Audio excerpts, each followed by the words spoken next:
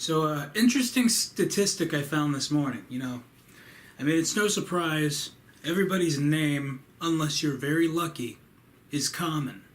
And, I went into this little website earlier, and I found this, and I found it pretty interesting, that my name, Robert Rodriguez, is so common. I never really knew how common it was. But apparently, 10,840 people in the United States are named Robert Rodriguez. And, so I went back into it, and I found out only 45 people in the United States are named Rob Rodriguez. And then I thought to myself, out of the other 44, I hope none of them have the same career path as me. Because, I already found one of them. Because, listen, that YouTube search is no stranger, I tell you.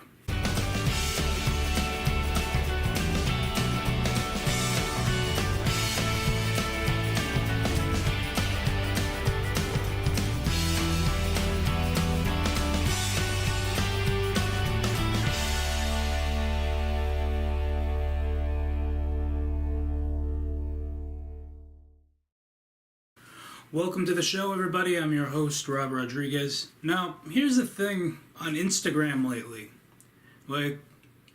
As a aspiring comedian myself, I notice all the comedians I follow, and some supporting actors, of course, they're all banding together to make sure this account gets deleted. And I can't say the name of this account, but it rhymes with Schmuck Jerry. So, yeah, this account apparently has been stealing jokes for years, and these comedians just won't stand for it because joke stealing is not right. And of course, if you want to beat the system, just do discount and knockoff jokes and see where you go from there. I made a quick career out of it for the last almost 5 years. So, in all honesty, I hope this isn't just me, but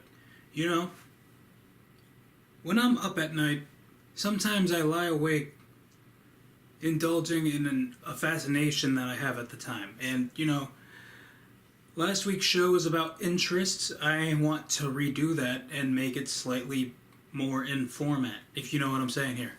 Now, if you've been watching this show for years, you know that I am no stranger to obsession. Cough, Jennifer Love Hewitt. Yeah, but, we're past that at this point. In all honesty, I still love her. I'm still a fan. But, every now and again, for every Jennifer Love Hewitt, there's going to be a Drew Barrymore. Just an example. It's not like I saw the opening to Scream like 17 times, and it's just an example. Anyway, while I still try to figure out what the heck this was, we have this mindset where, we look up something so often that, we all of a sudden become a fandom of it.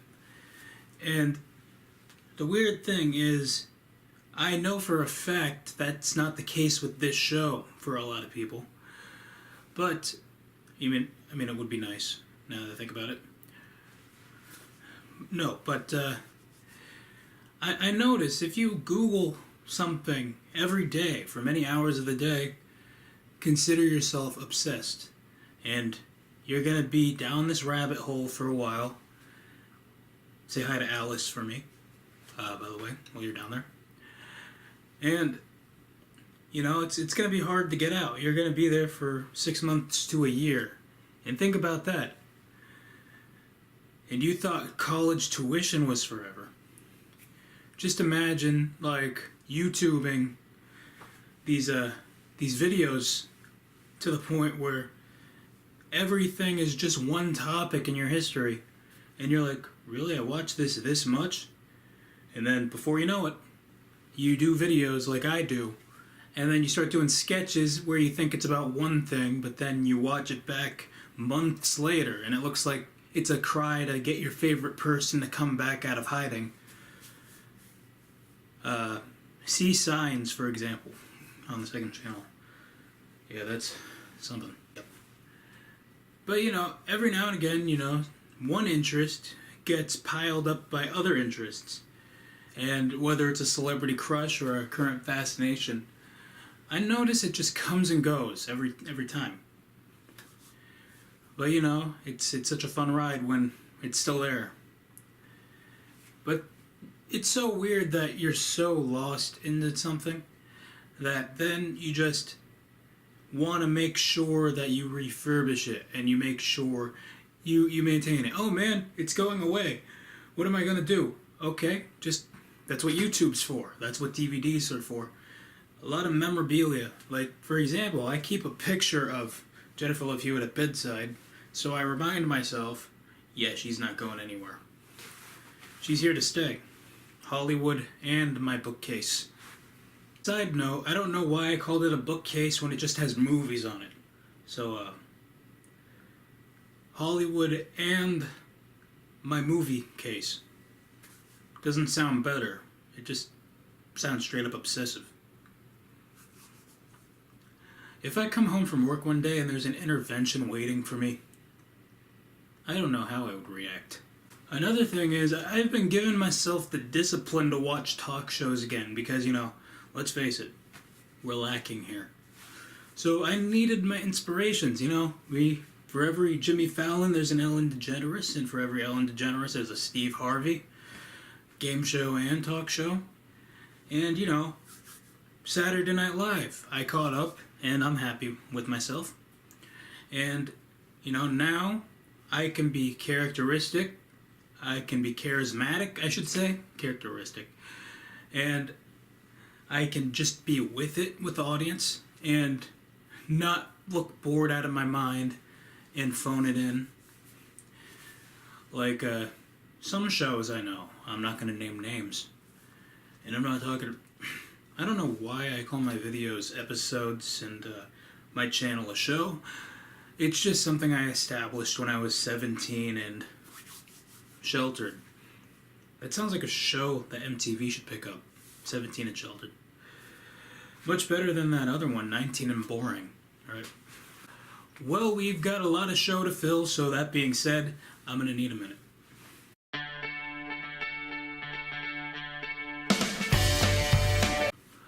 Alright, so I don't always get the opportunity to do this, but previously on the Rob Rodriguez show, this happened. I never noticed how picky I was about music until I saw the Spotify rotation, because, really, everyone uses Pandora, actually. And, I usually say, when I'm giving someone a ride, I say, yeah, you can control the radio. And then when I do, and it's like some millennial or Gen Z type person, it's always the same thing. It's always some rapper who I never heard of, and some rhyme about French fries and hot Cheetos, Takis. Remember those? They're good, but they're. Where are you, Tony the Tiger? Yeah, they're great.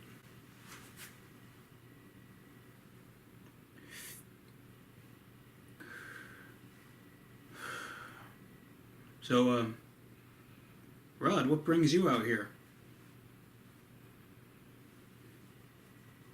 Are you gonna talk? If I don't talk, it will convince people that you're a ventriloquist. No, it won't. It just makes me look like a guy with a puppet on his hand. Don't ruin the magic. Oh, so any thoughts on last week's video?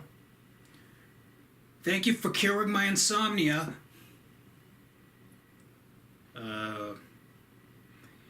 You're welcome. Okay, you can go away now. I can't go away until you make me. Oh, that's right. Manual. So, we're all no strangers to cliches, and sometimes fiction meets reality in so many ways, to the point where you're like, hey, that just happened to me, when you're watching a TV show, even if it is a reality show. So, what are the chances that we'd end up dancing 2 in a million once in a life? Yeah. Remind me to get that Backstreet Boys album, DNA, because on the radio, that song is so modern sounding. Good for you, Backstreet Boys. You know, we're no stranger. Like, I'm a Big Brother fan, and their tagline is "Expect the unexpected." And you know, when you expect something, you're not surprised. It just ruins the value. Like, let's say you're at a friend's house, and they have a poster on their wall that says "Live, Love, Laugh." You've seen that before. You've seen the memes. You've seen pretty much everything. The tackiness of it all. So, I try to be original a lot, ladies and gentlemen. So, to their "Live, Love, Laugh," I have got film, edit, repeat. The best part about this thing is it lights up. You can't see it. Just like John Cena. It's time for that weekly list known as the possibility list. It's kind of like when your friend doesn't want to play 52 card pickup.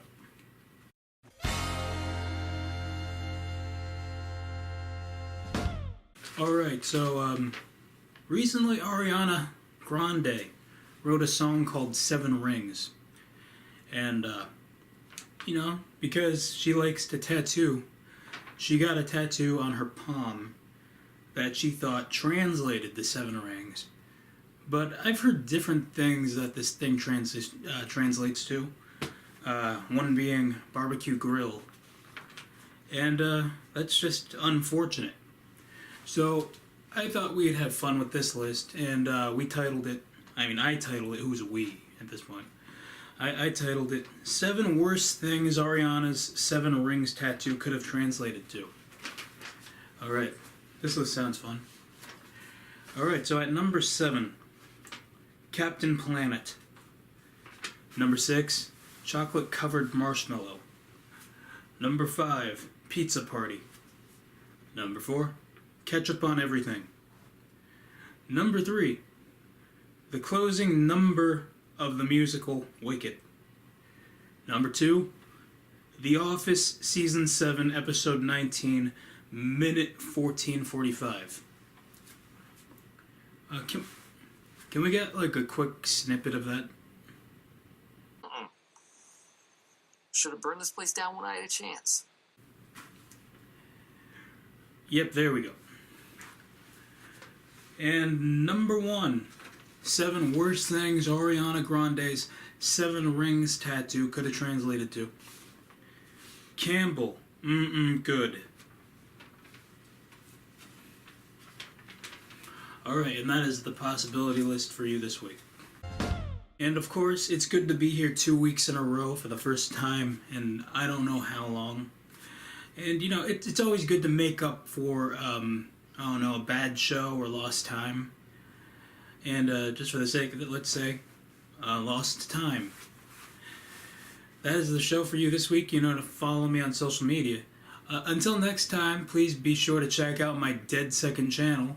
I mean, we got to do something eventually. And I will see you. I'll see you soon. See you next time.